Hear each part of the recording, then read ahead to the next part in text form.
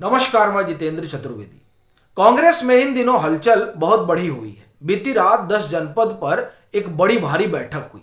कहा गया कि उस बैठक का सरोकार कर्नाटक से है, खासतौर से वहां जिस तरह का राजनीतिक उथल पुथल चल रहा है कांग्रेस के भीतर। लेकिन मुद्दा बस कर्नाटक रहा हो ऐसा जान नहीं पड़ता है, और ये कहने की वाजिब वजह है क्या है, उसी पर एक एक करके बात करेंगे।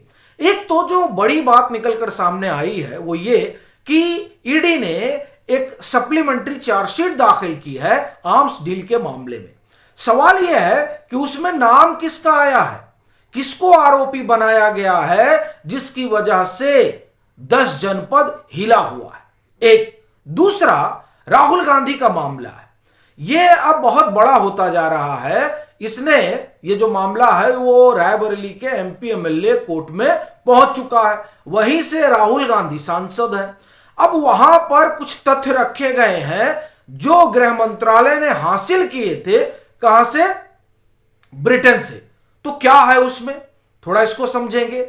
और तीसरा मामला खुद सोनिया गांधी से जुड़ा हुआ है, और ये बड़ी बात है कि ये जो मामला है वो भी नागरिकता से ही उसका लेना देना है। शुरुआत दरअसल सोनिया गांधी से ही करते हैं। हुआ क्या है कि अभी जब मुझे लग रहा है 1.5 महीने पहले की बात है, एक सूचना बाहर आई इस बात को लेकर कि 1980 में सोनिया गांधी का नाम मतदाता सूची में पड़ गया था, जबकि यह भारत की नागरिक 1983 में हुई है। अब इसको लेकर साहब कोई कोर्ट पहुंच गया है। पहले तो कोर्ट ने खारिज कर दिया मामले को, लेकिन फिर रिवीजन पिटीशन पड़ी है, और उस रिवीजन पिटीशन में 2-3 चीजें पूछी गई हैं और एफआईआर की बात की गई है। उसमें पूछा यह गया है कि साहब जब नागरिकता इनको 83 में मिली तो मतदाता सूची में नाम इनका 80 में कैसे आ गया। एक दूसरा, कौन से दस्तावेज का इस्तेमाल हुआ। तीसरा, क्या वो दस्तावेज फर्जी थे। अब ये जो सवाल हैं ये बड़े हैं, और इस आधार पर उसकी सुनवाई होनी है। 12 दिसंबर को डेट दी गई है। तो अब एक तरह से कहा जाए कि वहां बहुत सारे कागज पत्री रखने होंगे, और उस कागज पत्री में जाहिर सी बात है कि चुनाव आयोग की भी भूमिका होगी। तो इसलिए माना यह जा रहा है कि सोनिया गांधी का संकट बढ़ सकता है, और एफआईआर अगर हो गया तब तो आप समझिए कि लेने के देने पड़ जाएंगे। तो एक तो यह मामला है जिसने कांग्रेस को परेशान कर रखा है। अब आते हैं राहुल गांधी पर। देखिए, राहुल गांधी की नागरिकता का मसला यूं तो लंबे समय से उठ रहा है। कई सारी पिटीशन वगैरह पड़ी हैं। एक पिटीशन दिल्ली हाई कोर्ट में है जिसको सुब्रमण्यम स्वामी परस्यू कर रहे हैं। एक पिटीशन इलाहाबाद हाई कोर्ट में पड़ी थी, और फिर ऐसा लगा था कि मानो सरकार की कोई दिलचस्पी ही नहीं है, सरकार ये इस मामले में कुछ करना ही नहीं चाहती है। राहुल गांधी और कांग्रेस पर तो सवाल उठता ही है कि अगर उनकी नागरिकता को लेकर, उनके पासपोर्ट को लेकर बात हो रही है तो कायदे से वो नेता प्रतिपक्ष है, और नेता प्रतिपक्ष होने के नाते ये तो जनता को जानने का अधिकार है कि उनकी नागरिकता पर जिस तरह की बातचीत उड़ रही है उसमें उनका अपना क्या पक्ष है। लेकिन खैर, वो अपना पक्ष अभी देखिए इधर जब से मामला चल रहा है वो कभी हुआ नहीं कि उन्होंने रखा हो। और जब राजनाथ सिंह गृह मंत्री हुआ करते थे तो उन्होंने कारण बताओ एक नोटिस भी भेजा था राहुल गांधी के पास। उसका कोई जवाब आया या नहीं आया मालूम नहीं है, लेकिन जान यही पड़ता है कि जवाब आया नहीं है। खैर, ये सारी चीजें रही, लेकिन इस बीच जो है वो एक कहें कि मामला पहुंच गया इनकी नागरिकता से जुड़ा हुआ रायबरेली गया। तो वहां जो महत्वपूर्ण चीजें हैं वो थोड़ा चौंकाती हैं, क्योंकि उसमें जो तमाम सारे दस्तावेज रखे गए हैं, जो खबरें हैं, उन खबरों की माने तो दस्तावेज बड़े अपडेट हैं। अब आप कहेंगे अपडेट है का क्या मतलब? अपडेट इस लिहाज से है कि उसमें बताया गया है कि मई 2019 में उन्होंने एक बेनामी कंपनी खोली। दूसरा, उसमें यह कहा गया है कि जो राहुल गांधी हैं उनके पास 2 पासपोर्ट हैं, एक भारत का है, एक ब्रिटेन का है। ये आप कहेंगे इसमें नया कुछ नहीं है। बात ठीक है, नया कुछ नहीं है, लेकिन आगे जो उन्होंने कहा है वो बड़ी बात है। बड़ी बात इसलिए कह रहा हूं क्योंकि अभी तक जो राहुल गांधी पर आरोप लगते रहे, उन आरोपों का आधार याचिकाकर्ता ने यह बताया था कि हमको ब्रिटेन सरकार से जो है कुछ दस्तावेज मिले हैं, जो दस्तावेज ये बताते हैं कि राहुल गांधी की जो नागरिकता वाला मसला है, जो पासपोर्ट वाला मसला है, उसमें गड़बड़ी है। तो अब जो उन्होंने बात रखी है, जो मीडिया ने रिपोर्ट भी की, उसमें यह है कि गृह मंत्रालय ने कुछ चीजें जो है वो मुहैया कराई हैं। किसको? याचिकाकर्ता को। अब गृह मंत्रालय कैसे मुहैया कराएगा? देखिए, वो तो आरटीआई वगैरह उन्होंने लगा रखी है और फिर कोर्ट का बहुत सारा आदेश भी है। जैसे इलाहाबाद हाई कोर्ट ने ही कहा था कि जो है तमाम सारे जो दस्तावेज है, डॉक्यूमेंट है, वो मुहैया करवाइए।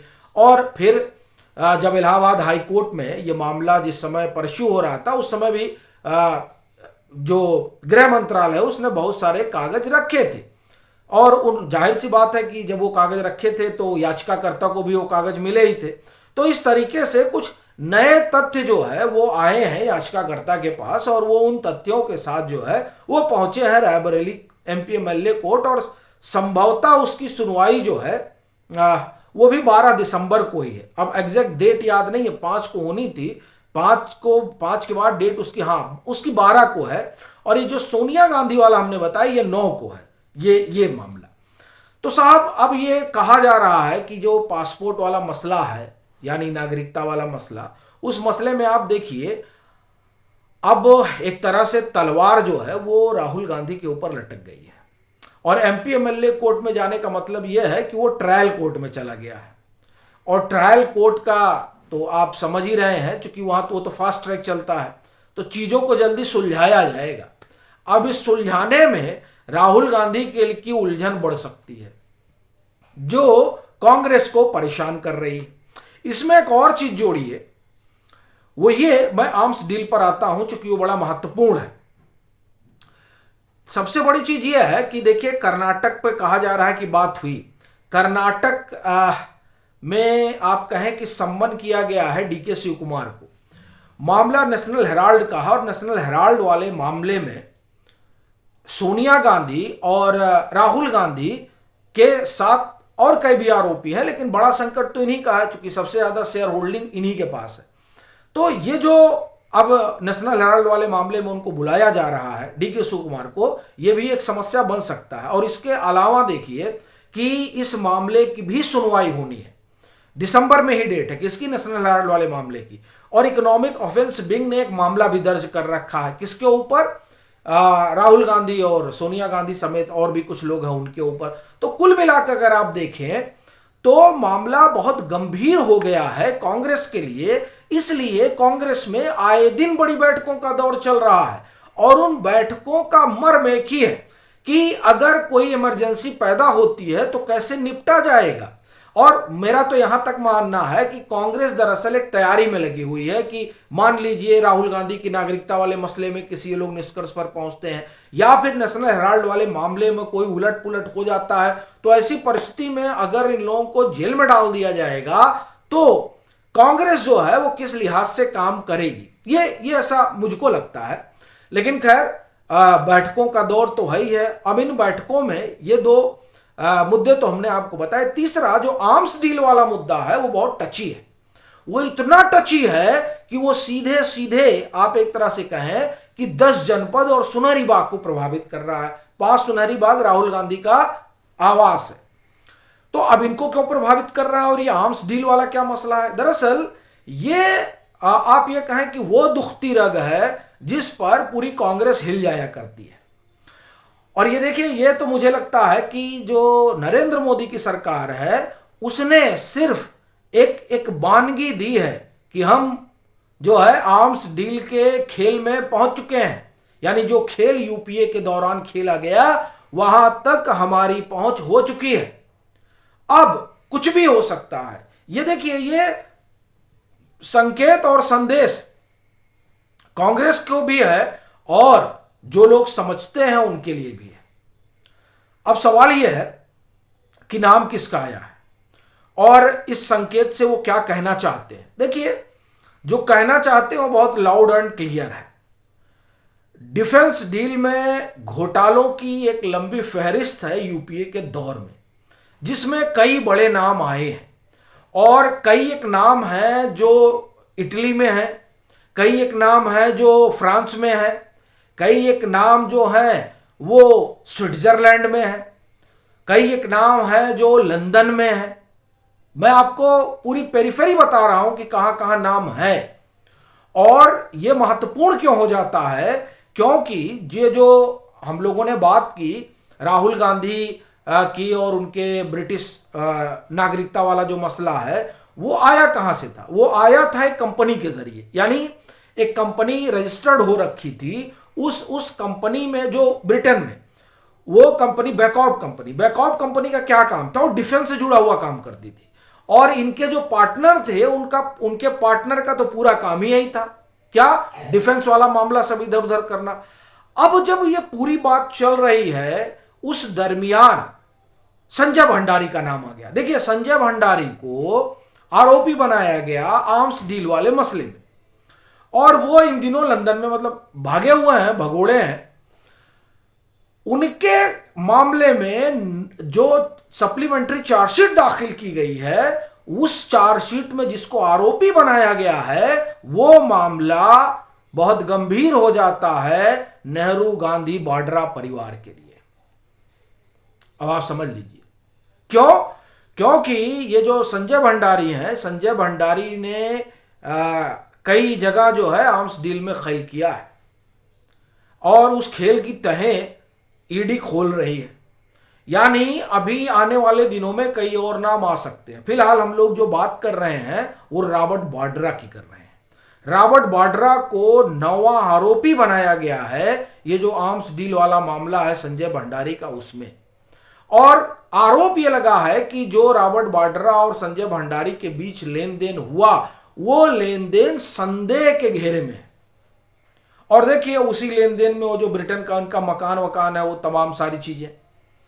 तो ये जो कांग्रेस में 10 जनपद पर बैठक हो रही है, और देखिए मुझे लग रहा है कि इधर अगर आप सप्ताह भर में देखिए तो 3-4 बैठकें हो चुकी हैं। ये बैठकें अनायास नहीं हो रही हैं। इन बैठकों की वजह यही सब है। क्योंकि देखिए, अब आरोप पत्र में रॉबर्ट वाड्रा का नाम आने जा रहा है, रॉबर्ट वाड्रा को आरोपी बनाया जा रहा है। भाई, कांग्रेस को इस सब की खबर नहीं रहती है, कांग्रेस को सब चीज की खबर रहती है। कांग्रेस ने 50 साल शासन किया है, उसको पता था कि क्या होने जा रहा है, तो रणनीति पहले से ही बनने लगी, इसलिए दौर चल रहा था। लेकिन यह बात ठीक है कुल मिलाकर कि इनका जो संकट है वो बढ़ने जा रहा है। अब उसमें फिर यह सवाल होगा कि सरकार इतने दिन क्या करती रही। देखिए साहब, सरकार के पास जादू की छड़ी है नहीं।